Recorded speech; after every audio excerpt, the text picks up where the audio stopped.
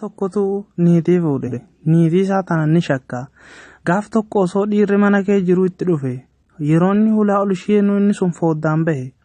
Yeroo inni foddaan bahee lafa dhahu inni kun maskootirraan gadi ilaale. Laalullee ni dhabe.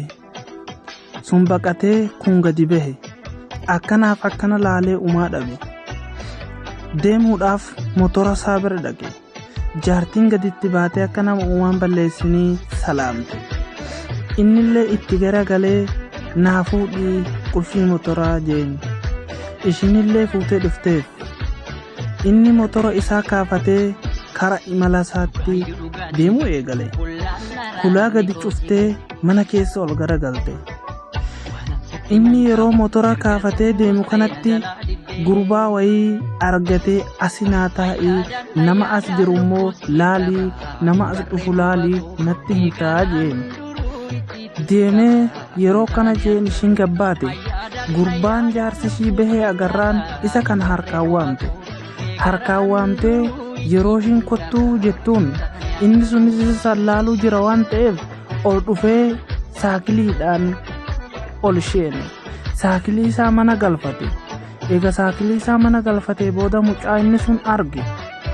Inni sun yeroo argetti bilbila baafatee isa saniif bilbiluudhaaf yaale. Yaalullee jawwaalli isa sanii ni dide. Inni kuni jawwaalli isaa eega didee booda ni dhiise xiqqoo.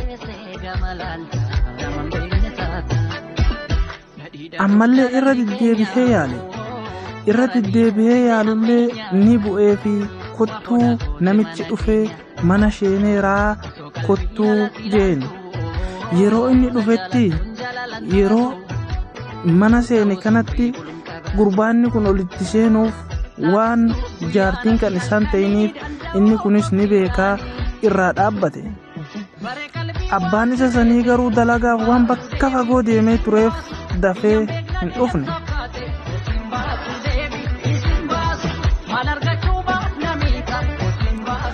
Tahullee immoo akkuma tasaa ta'ee gurbaa inni kun yoo inni bahee hulaarratti eegaa jira waan ta'eef bakka inni deemuu fi karaa inni deemu laaluuf as dhaabbata.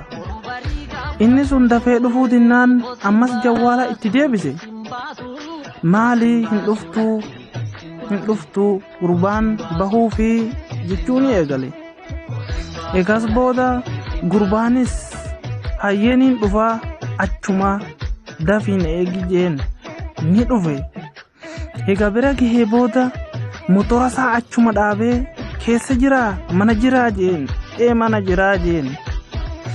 Hayyee eega mana keessa jiru very good. Amma gaa waan gaarii naaf hojjettee jirta galatoomii jeen. Innillee saree isaa qabatee kara manaa dhufe.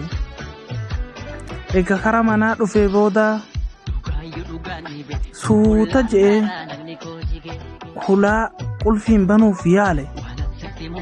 Qulfiin ni dhabe. Mataa qabatee hulaa dhadhahe.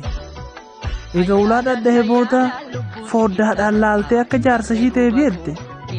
Innillee laalee arge.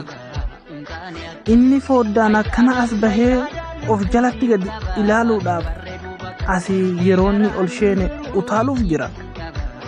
Intaloon garuu hulaa jalaa bantee akka inni gadi hin deebine godhuuf yaalte.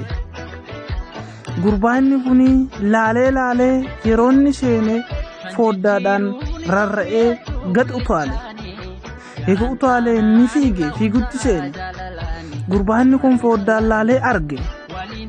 Eega argee booda intalli akka inni gadi hin baane gootullee bahee fiige. Jala darbee yeroo dhaqqabuuf yaalutti gurbaan miliqee jira. Eega miliqee booda gurbaanni sunis jalaa fagaatee akkana laalee barbaadee waan dhabeef ni dhiisee deebi'e. Intaloon ammas shakkitee laalte. Inni deebi'ee intaloon rifaatuu hamaa keessa galte. Ammallee mataa gabbaafattee isa laalti. Aaree jaakkeetta uffata ofirraa yaasee intaloo kottu jeen olitti seeneeti harki itti loleen kootii baafatee chitti'ee mataa rigate.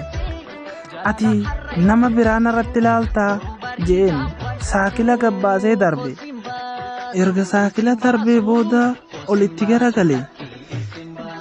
Aaree akka ajaa'ibaa kana ta'e ol seenee gadi bahe. Gurbaan aarii cimaa keessa galee gadi taa'ee mataa qabate. Waan godhu dhabee edaa nadheen tun akka